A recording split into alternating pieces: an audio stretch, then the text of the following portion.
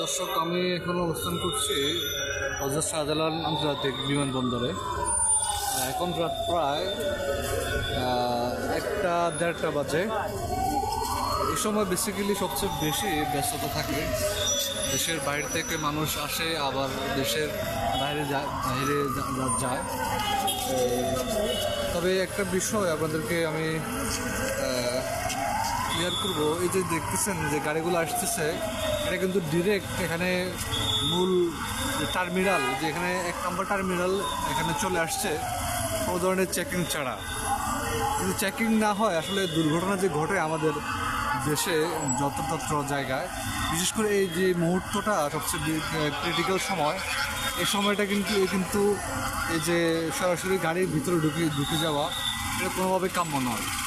এটা হতে পারে যে আসলে কোনো দুষ্কৃতিকারী হয়তো বা এখানে কোনো ধরনের ককটেল বিস্ফোরণ যা হচ্ছে দেশে আজকে, যতটুকু জানি আজকে সারা রাজধানীতে প্রায় 8 থেকে 9টি জায়গায় ককটেল বিস্ফোরণ হয়েছে, গাড়ি বাস পড়িয়ে দিয়েছে। এই যে আমাদের সিস্টেম কতটা ভয়ঙ্কর দৃষ্টি অবস্থা, এই যে দেখেন এলোমেলো সব গাড়ি ঢুকতেছে, সিএনজি থেকে শুরু করে বাস, যে হাইওয়ে থেকে শুরু করে সব কিছু ঢুকতেছে।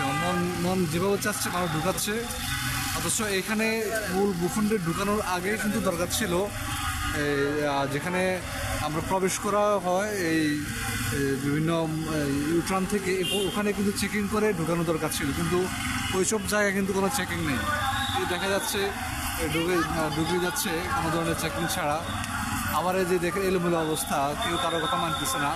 যারা দায়িত্বরত আছেন তারাও কিন্তু চেষ্টা করছেন, কিন্তু আমাদের চেষ্টা করছেন, কিন্তু সিস্টেমের কারণে ওদের চেষ্টাটা ব্যর্থ হচ্ছে। পাশাপাশি যারা সাধারণ মানুষ আছেন তাদের আত্মীয়স্বজনকে বিদায় দেওয়ার জন্য অথবা আত্মীয়স্বজনের জন্য অপেক্ষা করছেন, দেশের বাইরে থেকে আসবেন, তারা এলোমেলোভাবে দাঁড়ায় আছেন। কেউ কারো কথা শুনতেছে না। আসলে দেশটা যে কোন দিকে যাচ্ছে আসলে শঙ্কিত। আর বাংলাদেশের ভবিষ্যৎ যে কীভাবে উন্নত হবে, যেখানে আমরা সাধারণ মানুষরা সচেতন না। সিস্টেম প্রথমত আমাদের সিস্টেম সবচেয়ে জঘন্য বিশ্বের মধ্যে, দ্বিতীয়ত হচ্ছে আমাদের মানুষটা সচেতন না। এই হলো আজকের সর্বশেষ আপডেট। আজকে শাহজালাল আন্তর্জাতিক বিমানবন্দর থেকে হঠাৎ আসা, এসে দেখা আসলে আমাদের সিস্টেমটা কতটা জঘন্য, এটা আপনাদেরকে দেখানোর জন্য আসছিলাম। আবার আবার দেখা হবে কোনো বিষয়ে, কোনো বিশৃঙ্খলা নিয়ে।